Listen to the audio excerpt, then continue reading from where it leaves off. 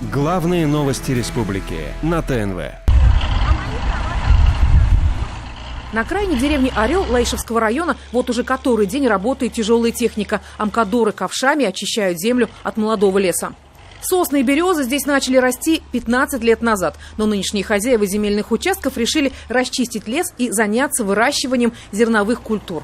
К тому их обязывает управление Россельхознадзора по Татарстану. Земля здесь зоны СХ-1, проще говоря, пашня. Но 7 лет назад, когда Альбина Занединова покупала участок, поросший лесом, в документах на право собственности стояла другая зона СХ-2, то есть предназначенная для ведения садоводства и дачного хозяйства.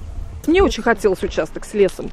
Мне понравилось, и я надеялась по своей наивности, что действующее законодательство поможет мне этот участок осваивать, что я могу как-то организоваться, в садовое общество перевести и спокойно здесь сделать свое хозяйство, скажем так, свое, так сказать, родовое поместье.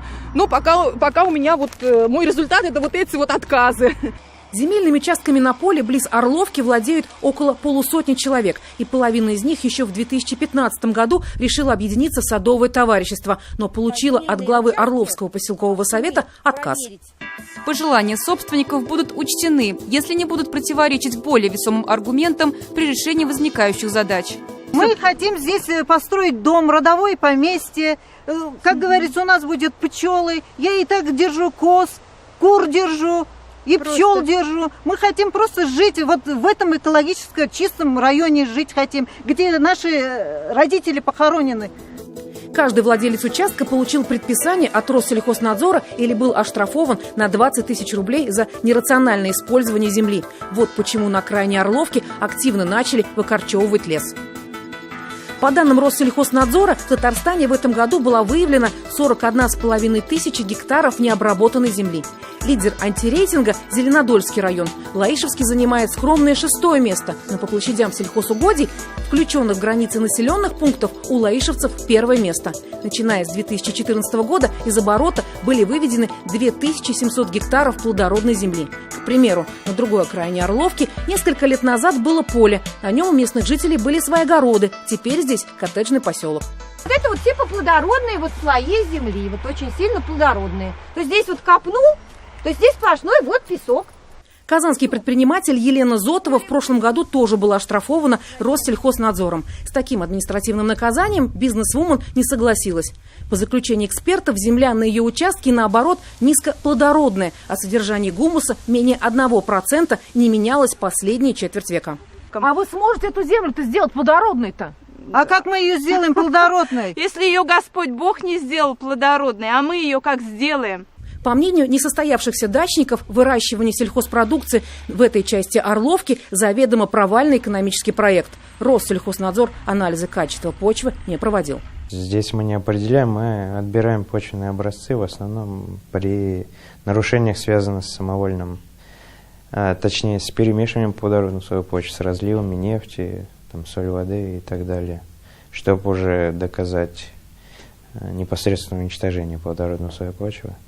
Решение о штрафе выносится на основании данных из кадастровой палаты и Росреестра. А вот тут настоящая чехарда, считает Елена Зотова. 4-й год она не может начать законно строить на 1,5 гектарах земли свое родовое поместье. А все потому, что на соседнем участке иловые поля Орловских очистных сооружений. По документам 2009 года, а на деле пустырь площадью 3 гектара. Муратова Ляйсан Вакифовна, нет такого кадастрового инженера. Человек поехал в 2010 году и посчитал, что здесь находится канализационная насосная станция, очистные сооружения, отстойник, водонапорной башни. Получается, человек, который сделал этот межевой план, подал заведомо ложную информацию в Росреестр. Участок Зотовой попал в так называемую санитарно-защитную зону протяженностью 200 метров. А закон обязывает хозяйку заложить на этой зоне плодопитомник. Взяв выписку в 2017 году из правил землепользования, у меня выписка вообще стала разниться. Прошло ровно 3 года, и я ни с того ни с чего попала в зону ЦХ-1, зону сельскохозяйственных угодий, особо ценных. То есть это получается как так? То есть сначала я должна деревья сажать, а потом я ни с того ни с чего по чему-то велению палочки должна выращивать зерновые и иные сельскохозяйственные культуры. Отсутствие очистных сооружений на соседнем участке Елена Зотова смогла доказать только в Верховном суде Российской Федерации в декабре прошлого года. А в феврале нынешнего года в генплане Орловки, вопреки решению суда, вновь появились очистные. А посреди поля, где будет колоситься пшеница, анклав для строительства нового коттеджного поселка.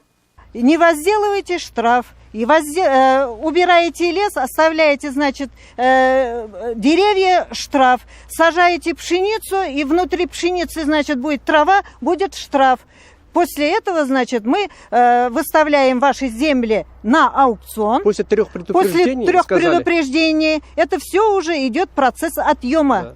Да. Вот именно нашей личности здесь не угодно. Здесь будет поселок, но будут жить совершенно другие люди. Думаете, тут пшеницу будут сажать?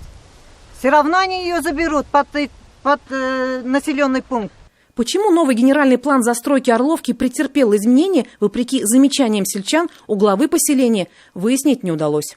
Вы знаете, мы не будем сейчас с вами об этом разговаривать. Все вопросы в район. До свидания. Вы мне мешаете, я потому что сейчас совершенно другим делом занята. До свидания, извините. Процедура изъятия земли законодательно была закреплена в 2016 году. Для того, чтобы она реально заработала, должно пройти 3 года. То есть на протяжении 3 лет тот или иной владелец земельного участка не обрабатывал территорию, либо игнорировал предписание Россельхознадзора. Как нам заявили в ведомстве, уже сейчас готовятся документы по нескольким таким владельцам. Это значит, что в 2019 году в судах Татарстана начнется рассмотрение реальных дел. Елена Горбунчикова, Андрей Ключников и Андрей Кузьмин. 7 дней. Главные новости республики на ТНВ.